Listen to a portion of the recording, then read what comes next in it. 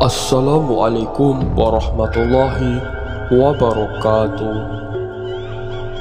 Welcome back to my channel. Bagaimana kabar kalian para pecinta horor? Semoga baik sedaya. Pada kesempatan kali ini saya akan membawakan sebuah kisah horor yang berjudul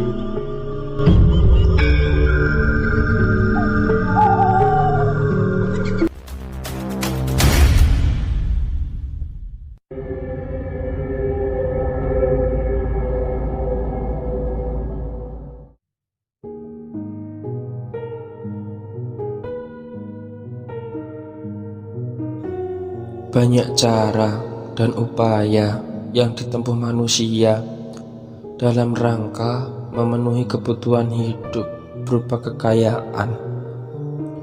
Memang kemiskinan sebagai dampak lemahnya ekonomi sering mendorong manusia nekat untuk melakukan apa saja yang dapat mencapai keinginannya itu. Tidak peduli apakah cara-cara tersebut bertentangan dengan keimanan. Gara-gara melakukan ritual bank gaib itu, anakku mati secara misterius. Nyawanya telah direnggut oleh jin penjamin pinjaman uang gaib tersebut. Salah satu contoh seperti yang dilakukan oleh sekelompok orang yang hendak mencari pesugihan dengan cara mencari pinjaman uang ke bank gaib. Lokasinya berada di daerah pesisir Laut Kidul, Jawa Barat. Peristiwa ini terjadi pada akhir 2001 yang lalu. Seperti kita ketahui, isu tentang keberadaan bank gaib yang berada di beberapa tempat di Pulau Jawa masih sangat kontroversial ketika itu. Konon biasanya persekutuan dengan modus bank gaib, yaitu berupa pinjaman uang pada makhluk halus yang harus dibayar dalam jangka waktu yang ditentukan. Tapi kali ini terjadi, tebusan yang harus dibayar adalah berupa tumbal. Kisah mistis kali ini sebuah kejadian nyata yang dialami oleh salah seorang pelaku yang pernah datang ke tempat pesugihan berupa bank gaib. Nama-nama para pelaku sengaja kami samarkan untuk menjaga citra diri mereka.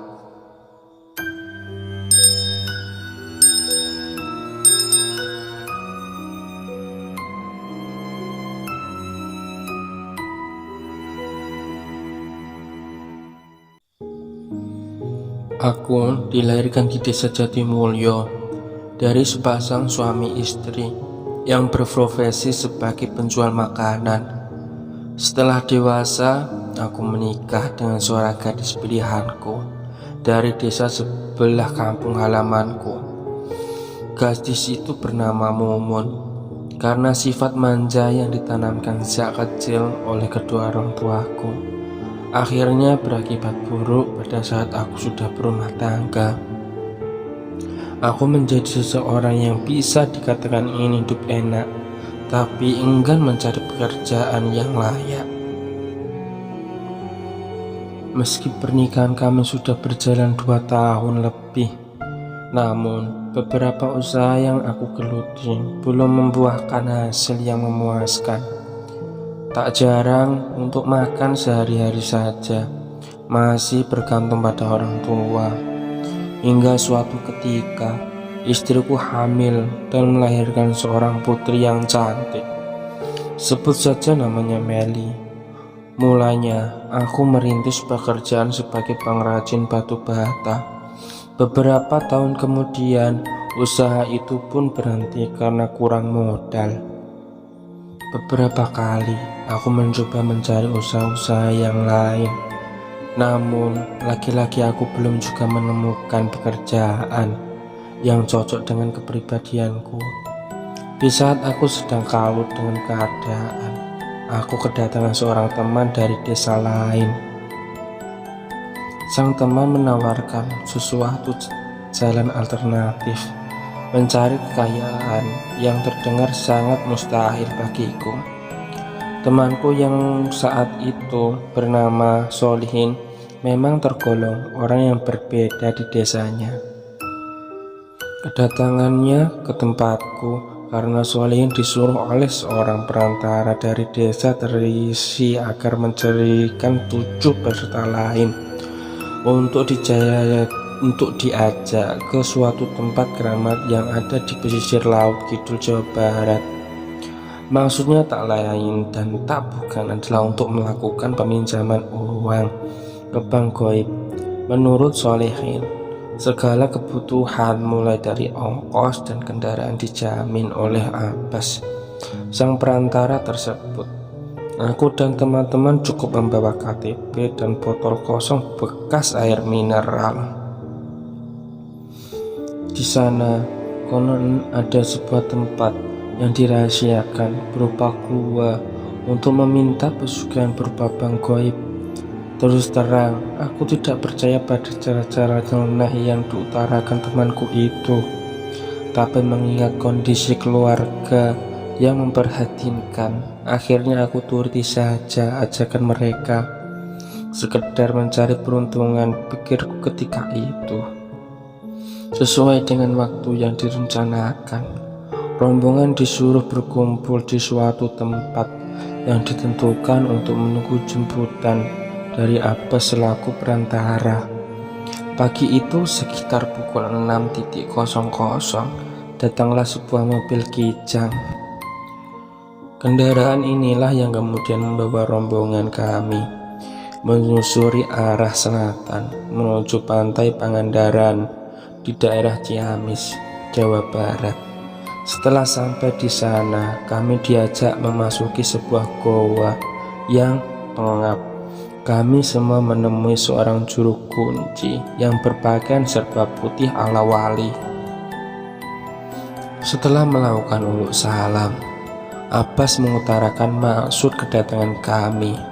Juru kunci tersebut tidak langsung menyanggupi, melainkan memberikan sebuah nasihat bahwa apa yang kami lakukan adalah perbuatan yang dilarang agama. Namun setelah Abbas mendesak, akhirnya juru kunci itu pun memenuhi permintaan kami dengan syarat-syarat dan resiko yang bakal terjadi. Persyaratannya antara lain peserta harus menyerahkan KTP dan memasukkan ombak air laut ke dalam botol yang kami bawa. Para peserta tidak boleh menciduk air laut secara langsung, melainkan menadahkan botol itu pada ombak yang datang sendiri secara bergelombang. Setelah semuanya diuraikan, kira-kira setengah jam kemudian kami keluar untuk mendapatkan air tersebut. Setelah dapat, semua orang masuk kembali ke ruang sang juru kunci. Lelaki berjubah putih itu memberikan lagi beberapa persyaratan yang harus disediakan oleh tiap-tiap peserta setelah sampai di rumah nanti. Di antaranya, kami harus menyediakan kamar khusus untuk meletakkan sarana ritual nanti. Air laut yang ada di dalam botol harus dicampur dengan bunga 7 rupa. Peserta juga harus menyediakan 7 jenis minuman yang berbeda dalam gelas, seperti kopi pahit, kopi manis, teh pahit, teh manis, kopi jahe, air kelapa, dan beberapa sarana ritual lainnya. Semuanya ditutup dengan kain putih. Pelaku juga tidak boleh tertidur pada tengah malam. Di dalam kamar, kami harus menunggu makhluk yang akan datang memenuhi hajat bagi tiap peserta. Menurut juru kunci, apapun yang terjadi, para pelaku tidak boleh beranjak dari kamar. Apabila ritual itu gagal, para pelaku siap menanggung risiko yang akan terjadi kelak. Setelah semua persyaratan beres, kami pun pulang kembali ke rumah di desa masing-masing. Sampai di rumah, aku mempersiapkan segalanya, termasuk kamar khusus untuk acara ritual. Ketika malam semakin larut, aku mulai melakukan ritual itu. Bau kemenyan yang mengepul menyengat di kedua rongga hidungku. Aku masih duduk bersila menahan rasa kantuk yang sedari tadi menggeluyuti kelopak mataku. Sesaat kemudian, tiba-tiba ruangan kamarku secara terguncang. Aku merasakan seolah rumahku digoyangkan oleh sesuatu kekuatan yang amat dahsyat. Aku sangat terkejut dan beranjak dari tempat duduk untuk bangkit ke belakang. Setelah entah dari mana datangnya, di depanku tampak asap putih mengepul. Lambat laun, asap itu menjelma menjadi sosok makhluk yang mengerikan. Makhluk tinggi besar itu berdiri tepat di depanku. Terlihat jelas rambutnya yang gondrong dengan taring mencuat di mulutnya. Tubuhnya tampak berwarna belang-belang mirip zebra.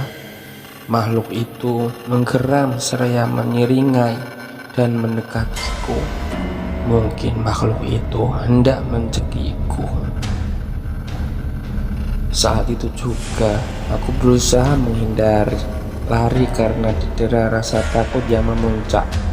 Ingin sekali aku berteriak, tapi entah kenapa suaraku terasa di tenggorokan. Aku tak bisa keluar. Aku terus berusaha menggapai daun pintu untuk keluar. Setelah sampai di luar, aku lari mendekati ruang tamu. Untung saja makhluk itu tidak terus mengejarku. Namun masih kurasakan seakan rumahku bergoncang hendak roboh. Tapi anehnya, istri dan anakku tidak terusik sama sekali dengan peristiwa yang kualami. Memang kejadian itu hanya berlangsung sementara, karena sesaat kemudian keadaan kembali normal. Karena takut, aku pun tertidur di sofa ruang tamu. Akhirnya kunyatakan ritual itu gagal total. Keesokan harinya, aku mendatangi beberapa rumah temanku. Mereka pun mengaku sama mengalami peristiwa semalam. Akhirnya semuanya gagal. Begitu juga Abbas, sang perantara. Seminggu setelah kejadian itu, tersiar kabar dari teman-teman bahwa mereka kerap kali diganggu makhluk tinggi besar itu. Makhluk itu datang dan menuntut ganti rugi atas kekecewaannya. Tidak sedikit di antara teman-temanku mengalami kesurupan yang nyaris merenggut nyawanya. Bahkan di antara mereka banyak yang anak-anaknya mengalami penyakit yang sangat aneh. Untung saja ada orang-orang pintar di desa masing-masing yang segera menangani. 2 hari setelah kabar itu, menjelang maghrib, istriku yang baru pulang bersama anakku dari tempat mertuaku mengalami peristiwa yang selama ini aku takutkan. Setelah tiba di rumah, anakku yang berusia 2 tahun itu mendadak kejang-kejang. Semua tetangga hadir, termasuk ibuku, untuk melihat keadaan anakku. Sebelumnya anakku tidak mengalami sakit apa-apa. Setelah semuanya berkumpul, anakku pun menghembuskan nafas yang terakhir. Semua orang yang hadir termasuk istri dan ibuku menangis meratapi kepergian anakku yang masih belia itu.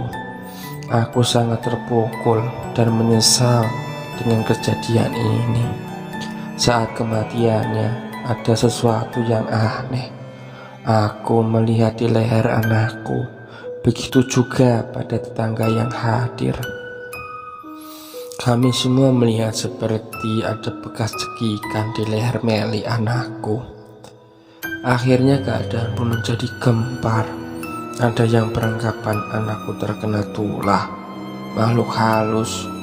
Namun ada juga yang mengatakan anakku menjadi tumbal yang melakukan pesugihan. Hanya aku yang tahu pasti tentang semuanya. Dan aku hanya menyesali perbuatan yang pernah kulakukan itu.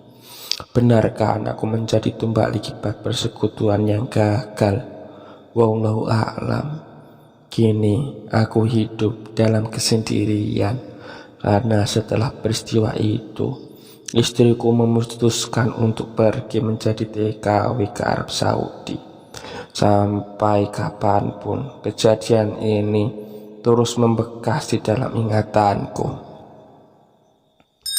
Semoga pada cerita ini memberikan kita pelajaran atas apa yang dialami oleh sang pelaku.